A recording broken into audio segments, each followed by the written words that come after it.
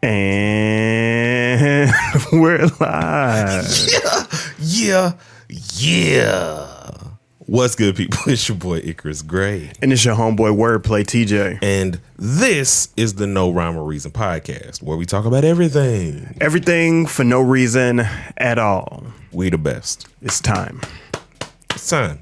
We got a lot to talk about. And so this episode is going to be designed for that. We got a lot of thoughts, a lot of speculation, a lot of unpacking as MCs.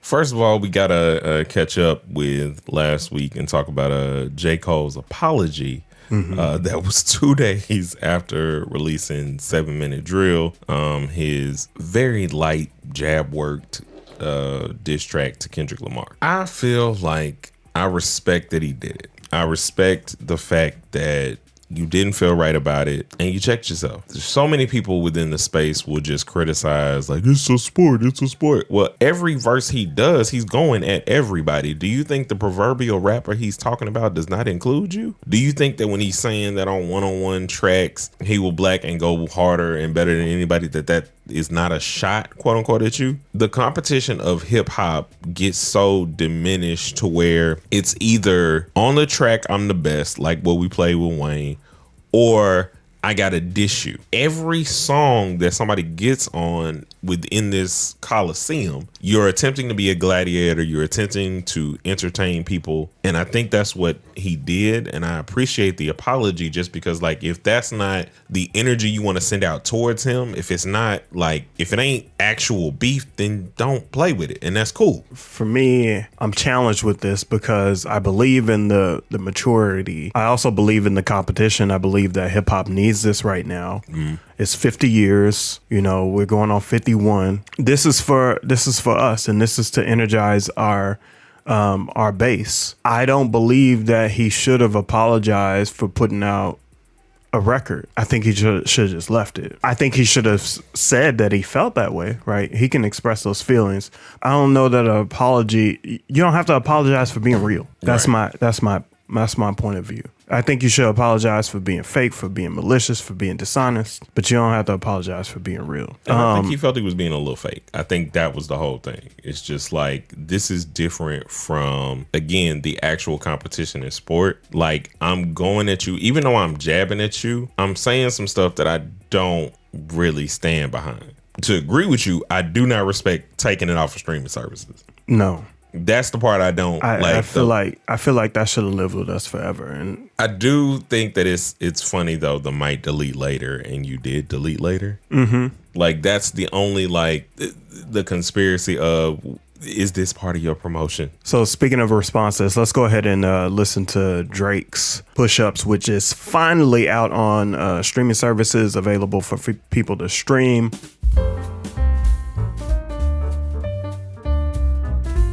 I didn't need this part. I didn't either. It wasn't like, it was just like, but I think it was more so just to, like, have an actual song impact.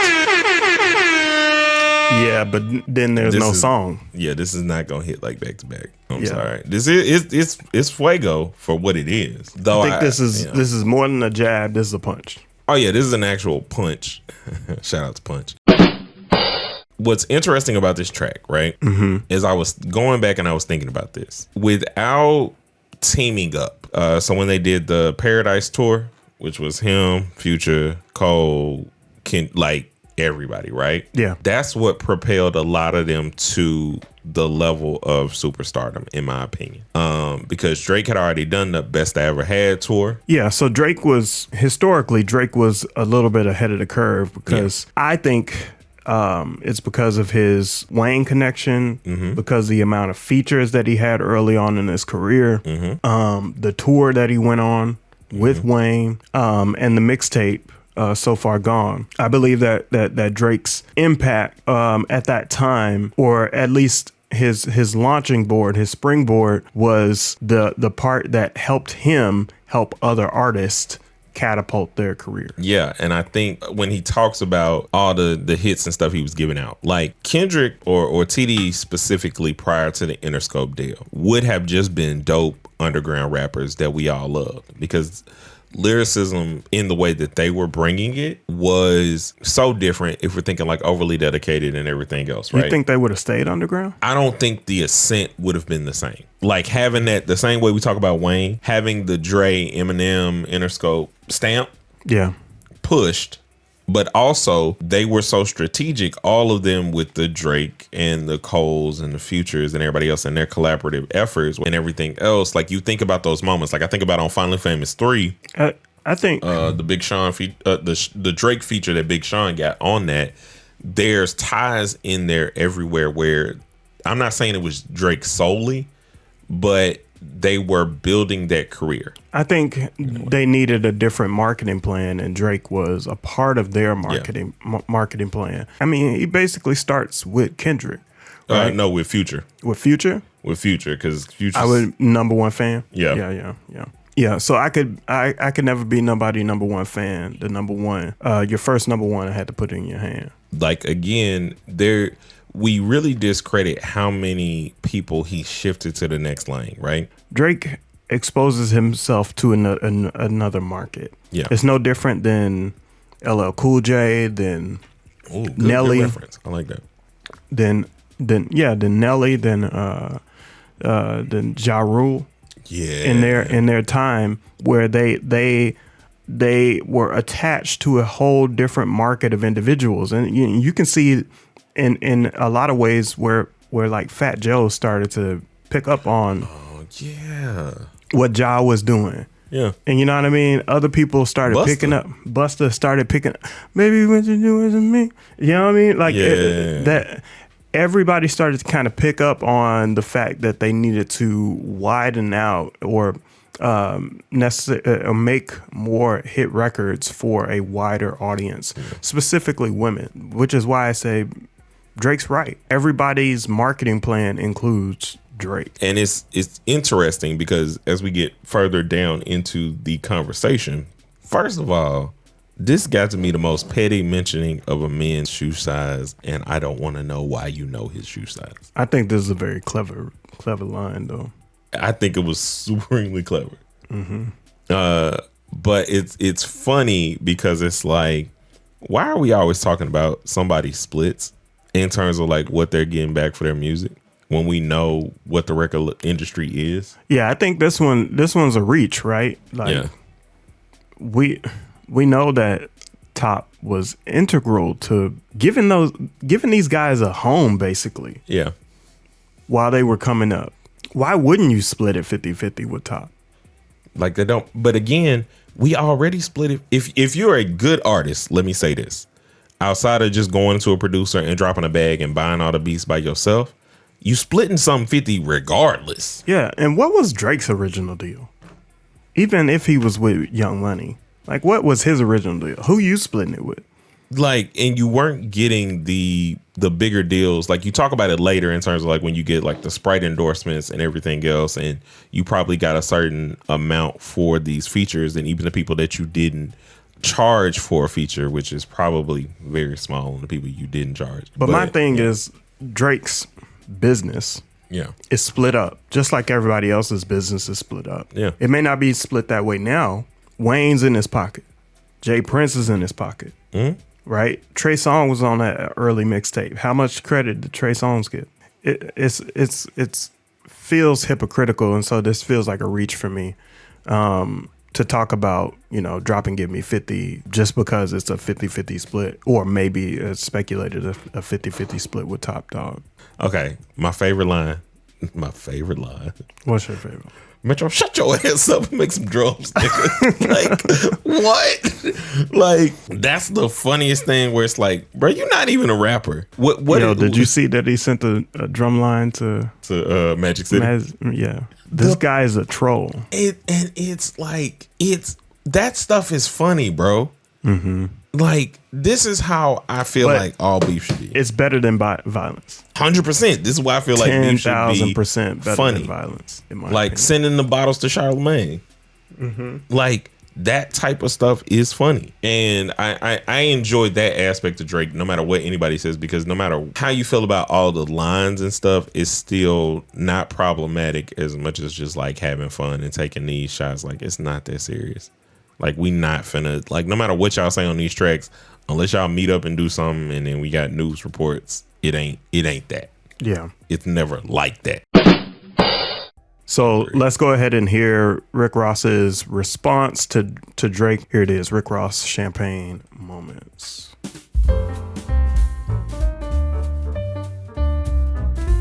You want to know how I know none of this is serious? How? Because all of y'all are making real sure that you are just clearly going at Drake for whatever y'all's beef is. Because if y'all hear that lighter flick, it's going to be a problem. If you hear Wayne coming, it's going to be a problem. If Wayne has to like come out like, okay, are we forming up to say we got to start talking to people? Who's Wayne coming for at this point? Like, in terms of anybody that's coming at Drake, because that's what I'm saying. Like, everybody making it real clear to be like, no, give Wayne some more money. You know, me and Wayne still cool. Me and Wayne still cool. It's just like, that's you Wayne's think that's what mans. he's saying? Yeah, I think he's just talking about it. Wayne. I think he's talking about his splits. I mean, because Drake started talking about splits. Yes, but I'm also saying, like, clearly, like, okay, so here's the thing with me, right? Yeah. Nobody should try and come at you because you got other people that are around you. You have family members, and then you also have rappers that fool with you. Yeah. That is just like, we're not finna do that. If it's actual beef. I think this is more like, again, like feelings getting hurt. Again, like you said, I'm letting you DMing my girl. Like, you clearly are saying that this is y'all being butthurt about the same girl that all of y'all pass around. I don't know. This one I wasn't like as impressed by. Well, he waited to the second verse to even get into it. Really? The first verse was just all flexing, really. Whereas in the second verse, he's like talking about. He's more direct. He's like, you know, I don't like the fact that like he starts going off on on a tangent about, you know, plastic surgery, colorism, and just thinking about Drake being biracial. Like, my understanding, like, all biracial folks, in my opinion, are looked at in the same way. Mm-hmm. If you have some black features that are pretty apparent, I think that America looks at us the same way, right? The prevailing thought is you got 1%, one drop. The one drop rule. Yeah. And just means like, and we know that, and y'all don't do that to Cole. Yeah. That's always interesting to me. It's like the top two rappers, like outside of Kendrick, are biracial. But overall, to this Rick Ross track, I think this is what showed me that this ain't all that serious. Yeah. Because while I don't like the white boy stuff, I do think it's like, that's light, funny stuff. And that sparked Drake's or the Drake's Nosegate, or BBL Drizzy. He released the text conversation of him and his mom. His mom, yeah. That's hilarious. Like, why didn't you tell me? Like, that's none of this is serious, bro. If it's serious, I promise you I'm not texting my mom about something like that. Like, I'm texting my mom like, Mom, I don't want to crash out.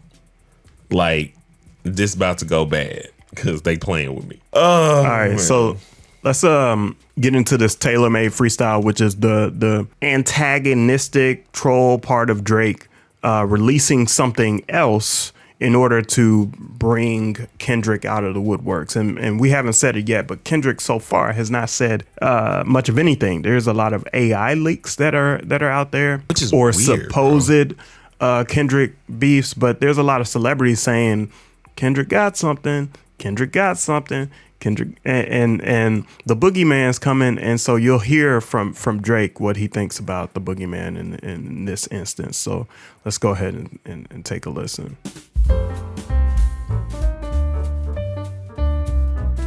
This is a exercise in how many words you can rhyme with two. I like this one better.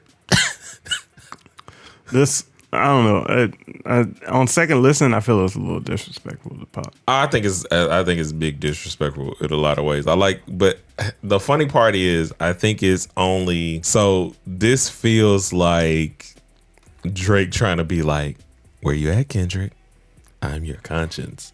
Like, I'm your OGs. I'm the one that, you know, everybody crowned you as the new Pac in a certain way. Or not everybody, but people have.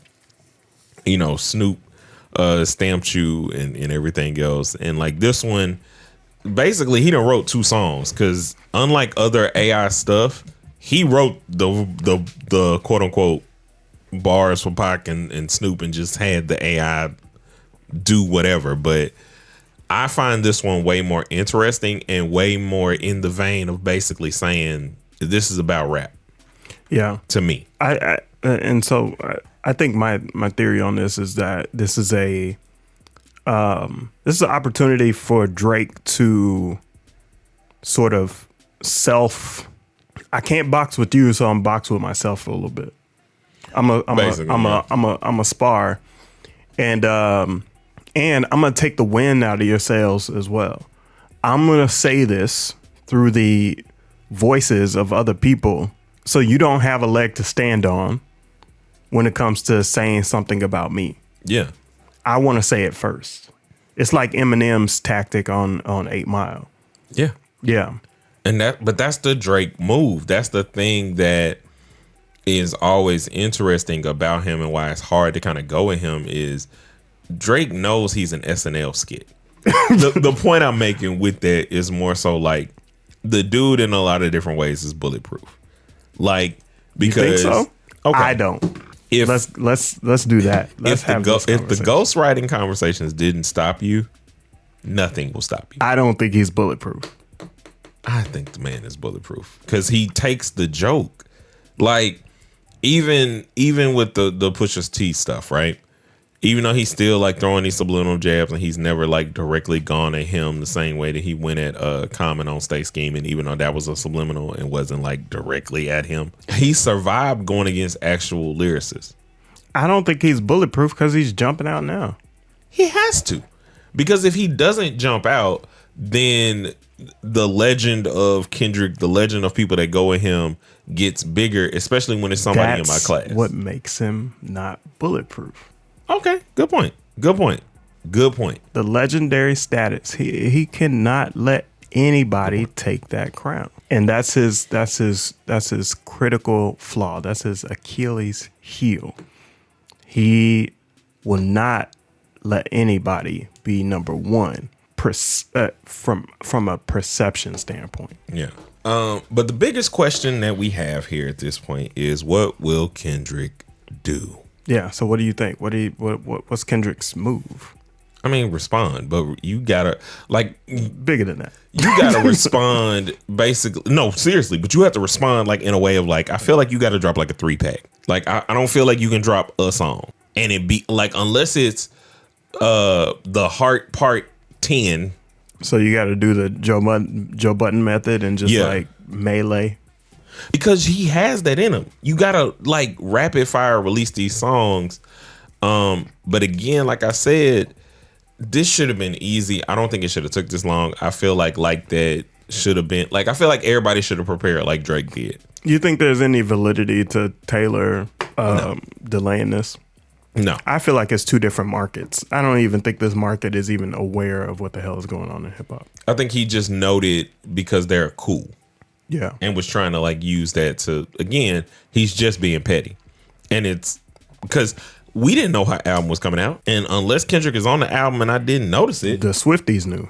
Like, well, good point. The Swifties did know. The Swifties be knowing. So no, I don't find any validity to this. What do you think that Kendrick has to do? So I think Kendrick, beyond their speculation about, we've heard some stuff we think is nasty, we think it's the next hit 'em up. I believe that he is coming to end that number one discussion. I think he is. I don't think he's going to back kind of melee it with records. I think it's going to be a back and forth until it hits a peak, or I don't think it's going to get violent, but I do think it is going to get escalated, and I'm here for it. When do you think Kendrick is dropping? I'm gonna say, because of how our podcast has been, probably like tomorrow. Like tomorrow, Monday, some weird time where we're not recording. Just like as soon as we got done with this, J. Cole apologizes last time. And then all of these disc records drop within the week that like we're off. So before Friday, April 26th, you think he's gonna drop? Yeah. I think he's gonna like, and it's gonna be like one of those where we're rushing in here, like, okay, we got a beef now. I have a feeling that he would avoid the "you ain't dropped yet" conversation, and he's gonna wait, and he's just gonna bide his time. He's gonna make sure that the moment is a moment because he is artsy. Do you see Drake responding again if he takes like? Do you see him just keep going until Kendrick responds? He's gonna keep trolling. Okay, no matter what. Well, what do y'all think? Is this entertaining to y'all? Are y'all in the beef? I mean, I know it's all kinds of beef. I know Chris Brown and Quavo got some stuff going on. Yeah, they claim that Taylor Swift is beefing with Kim K. What? All of this beef got me mistreating my mind. We'll see you in the next piece. A 1 and a 2 and a peace.